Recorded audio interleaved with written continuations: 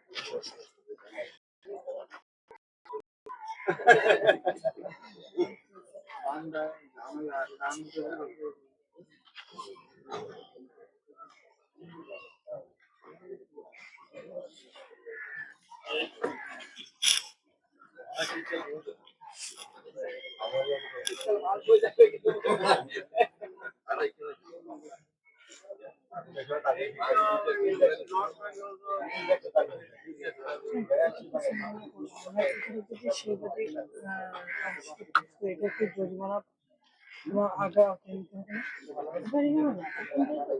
Mobile কোর্টের system হচ্ছে অনেস্পট করলে জরিমানা বাড়বে। এখন যেহেতু অনেস্পট আমরা কিছু পাই না, সিলগালা করলাম সিলগালা করলাম, এটা একটা সরকারি আদেশ, সিলগালা একটা সরকারি আদেশ। সে যদি এটা প্রসিডিং মতো না হয় তখন সে ইজিলি সরকারি আদেশ অমান্যের দায় ইজিলি নিয়মিত মামলা করে অনুযায়ী যে আপনার আমি একটা সরকারি একটা ইয়ে করছে সেটা ভালো করছে সেটা আমার মাধ্যমে মামলা করে মালিক বা ম্যানেজারকেও আসলে আপনারা জিএসটি এর সাথে যোগাযোগ করতে বলবেন, সবাই বলে দেন।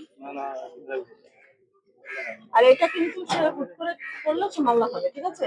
একটা নাম্বার দিলে আমরা যোগাযোগ করব, একটা নাম্বার এই যে স্যারের নাম্বার রাখেন, স্যারের সাথে যোগাযোগ করুন, অফিসে তাতে যোগাযোগ করতে হবে এবং সে যখন নিয়ম মানবে তখন বিএসটি এটা খুলে দিবে। এই ওটা ছাড়া কি আর তালা নাই, সোজাটা নাই?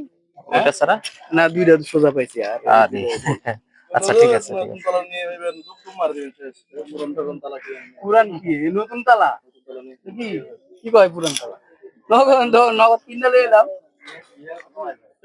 ওগুলো যেগুলো অনেক কাজ করা হয় ওগুলো নিয়ে মোটরসাইকেল রঙে রঙে সব করে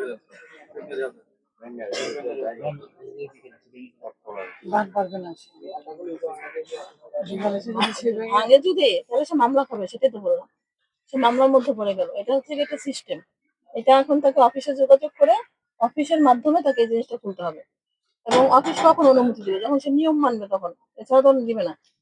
আর যদি সে ভাঙে, সুতরাং সে একটা অপরাধ করে ফেলবে, যে সরকারি আদেশ সে ই করলো, সরকারের একটা নিয়মকে সে ভায়োলেট করলো। সে এখানে এই যে এই সয়াবিন তেলটা প্রসেস করতে গেলে তার যে যে কন্ডিশন গুলি দরকার, সে এই কন্ডিশন গুলি কমপ্লিট না করা পর্যন্ত সে এখানে লাইসেন্স পাবে না।